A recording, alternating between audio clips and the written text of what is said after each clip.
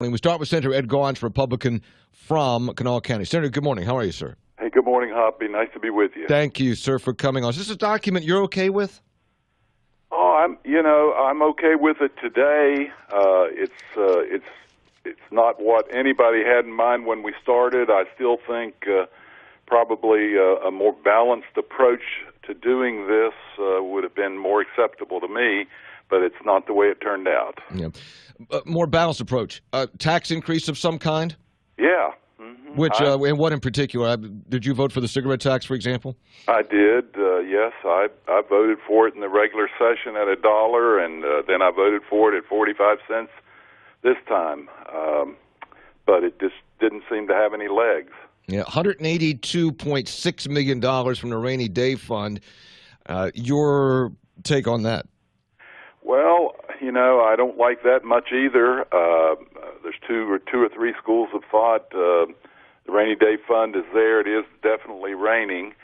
But at some point we've got to deal with the base problem here. And yesterday, it just kind of boiled over in me. I mean, even this budget, at its best, even in a balanced approach, until we have somebody who sees the problem that the state needs to be right-sized in terms of its spending, we're never going to get there. And the legislature can't do it in 60 or 70 or 80 days.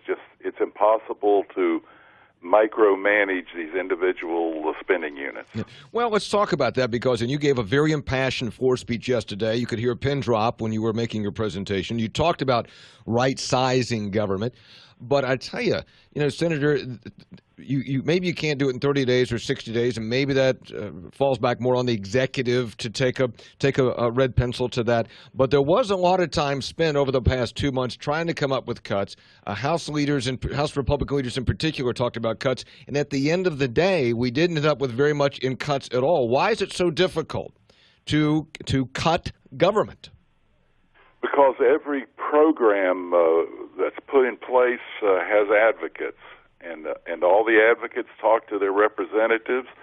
It's going to really, if you listened yesterday, you heard when we were voting on this budget, which nobody seems to like, you even heard yesterday on the Senate floor, people were standing up and advocating for individual programs that are very good and very important to a lot of people. And I know that's the case. We didn't touch higher education. Right. We didn't touch K through 12 in any of this. We didn't touch state police or Homeland Security or any of those things. DHHR, Medicaid, none of that. None of that's touched. That's correct. Yeah. Yeah.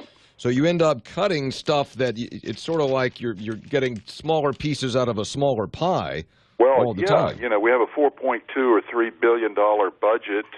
The thing I was trying to make everybody understand yesterday in my speech was nobody's still no one is dealing with the revenue estimate, which is 4.2 as the budget stands right now, 4.16, almost 4.2, and we're on track this year to bring in about $3.8 billion, and I don't know what makes anybody think in this budget we're talking about right now. What makes us think we're going to magically bring in $400 million more dollars next year? So to me, the budget is kind of like smoke and mirrors to start with, because in November or December or sometime down the road, the governor and his advisors are going to say, we're not bringing in $4.2 million or billion, so we're going to have to deal with it again. But ultimately, we have to deal with right-sizing state government. And some of the things I spoke about yesterday, the people get it. The people see the state car come and park in the driveway next to theirs, a newer and nicer car than they can afford. And we've got 7,000 passenger cars, not counting the trucks and all the heavy stuff we have.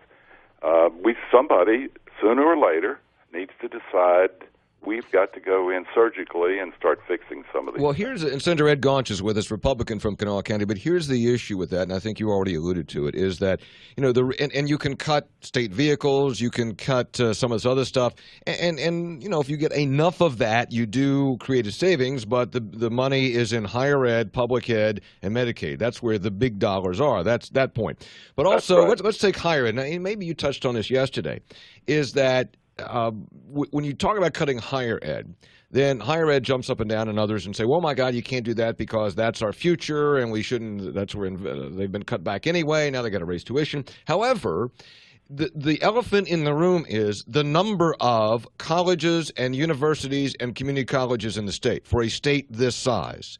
That's what you have trouble making eye contact with people on, but there's money there if you wanted to rethink that.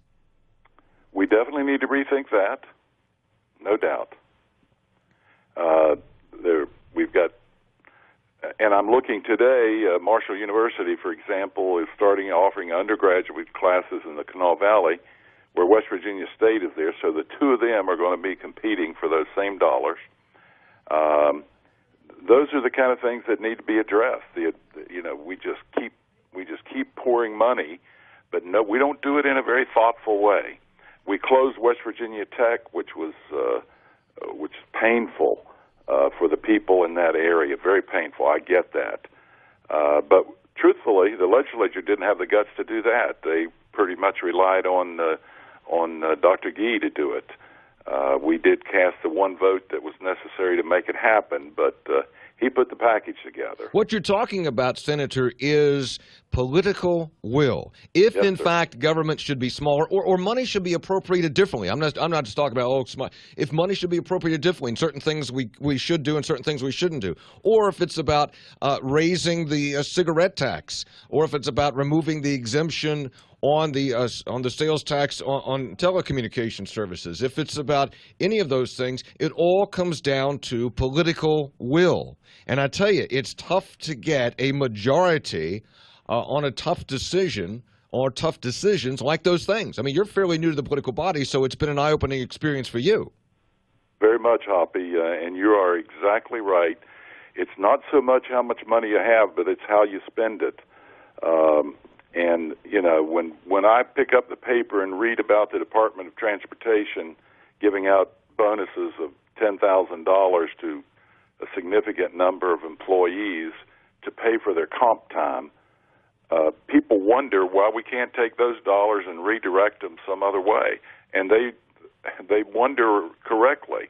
Those are the kind of decisions that have to be made. I love the governor. He's been really nice to me, but until we have somebody in that office who sees this as a priority, instead of hiring a DHHR secretary who knows everything about health and those issues, we need to also make sure that that person understands that every dollar that they deal with has to be vetted, spent in the best possible way. Because Ed, dollars are hard to come by today. They are, but the governor would push back. We're going to have Chris Stadelman on next hour, and they'd say, wait a minute, we've cut parts of the budget by as much as 20%. You guys struggled to cut it 2%. We've cut parts of the government by 20%. We've had hiring freezes.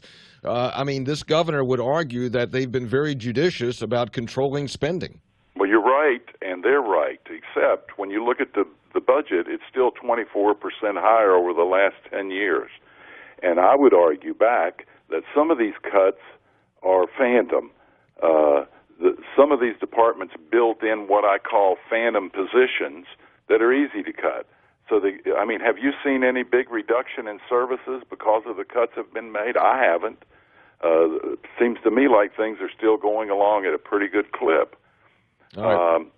And it's easy. My 16-year-old, 17-year-old grandson could go in and make cuts if all you're doing is cutting across the board 6% or 4% or 8%.